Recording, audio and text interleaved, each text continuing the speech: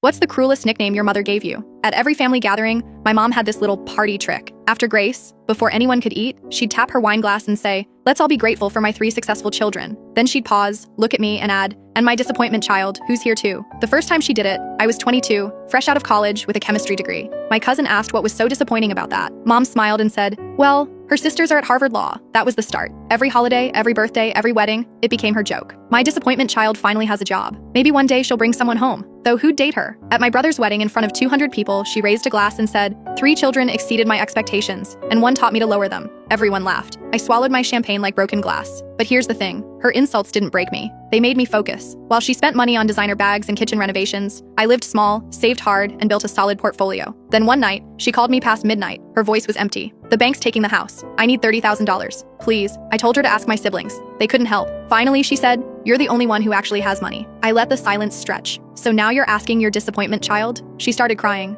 I reminded her of the things she'd said. The Easter when she called me a participation trophy. The day of Dad's funeral when she introduced me as the one who didn't quite make it. I said, "I have the money, but I won't give it to you." Because you're right, Mom. I am your disappointment, and I'm disappointing you right now. She lost the house 3 months later. No more book clubs, no more parties. That Thanksgiving, we ate at my sister's condo. Halfway through dinner, my little nephew tugged my sleeve and said, "Aunt Disappointment, can you pass the rolls?" The whole table went quiet. Everyone looked at Mom, waiting for her to laugh and make it a joke again. But she didn't. She just stared at her plate. I smiled and told him, "My name is Aunt Rachel. And yes, I can pass the rolls." Later, Sarah cornered me in the kitchen. "You could have helped her. I could have. But why would I? She spent 15 years making sure everyone knew I was worthless." Turns out she was wrong. She's our mother. She's your mother. Mine was a woman who stood in front of crowds and called me a disappointment. That person doesn't exist anymore. She can't afford to.